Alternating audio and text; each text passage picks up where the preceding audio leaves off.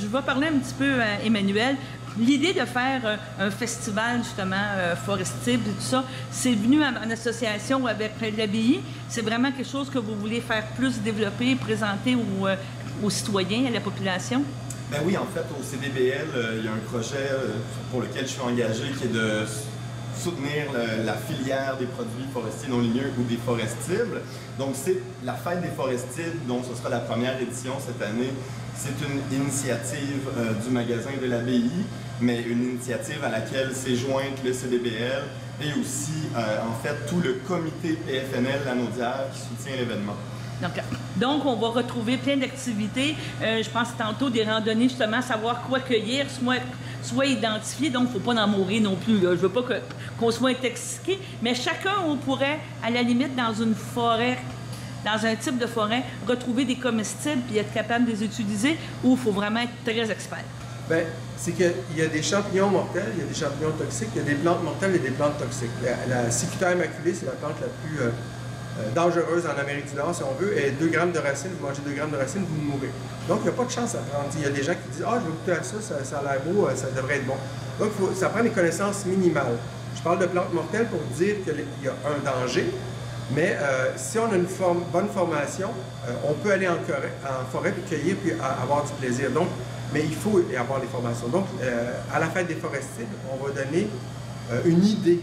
Donc, ce ne sera même pas des journées des initiations. Il va y avoir un atelier sur les plantes médicinales, les plantes comestibles qu'on peut trouver en forêt, il va y avoir des activités pour les enfants, il va y avoir des conférenciers, notamment Vincent Leblanc de Viron et Champignons, sur la culture des champignons sauvages en forêt, donc mi-sauvage, mi-cultivé, et d'autres conférenciers aussi sur plein de sujets.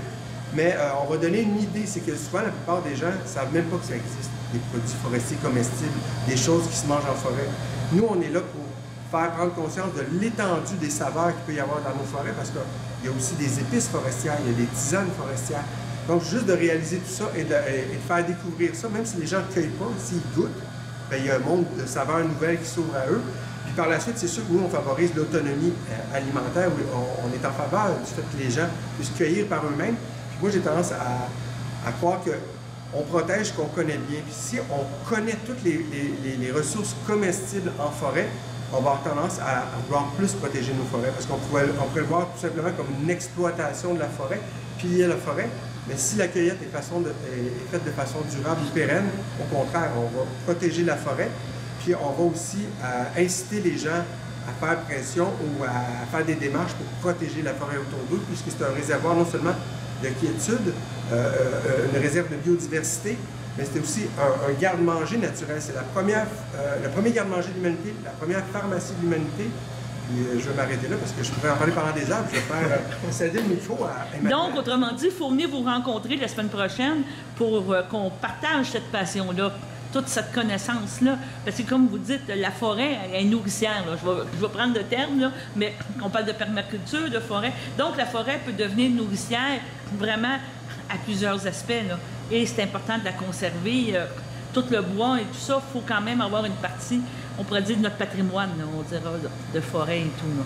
Bien, écoute, pour qui connaît, mettons, des connaissances minimales, nous, à partir du mois d'avril, on est à l'extérieur.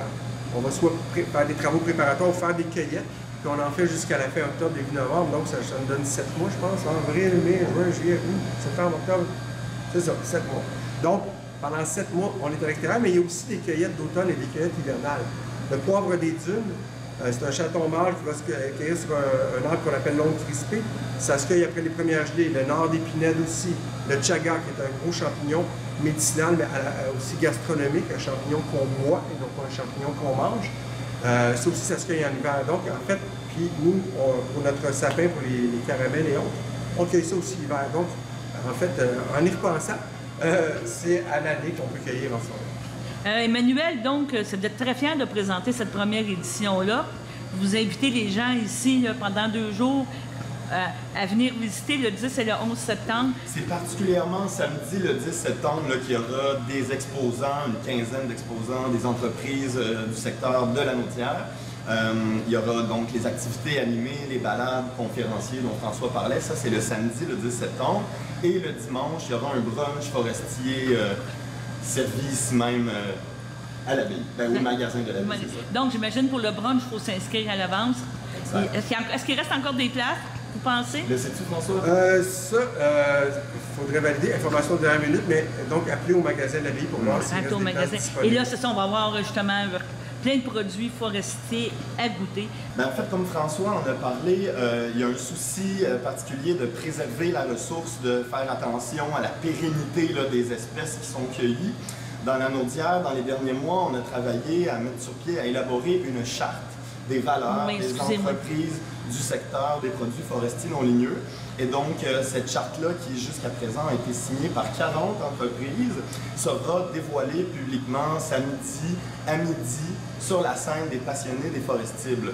Donc, c'est une charte qui vise à mettre de l'avant les pratiques d'affaires éthiques, responsables et qui vise à préserver les ressources, finalement, dans la Naudière.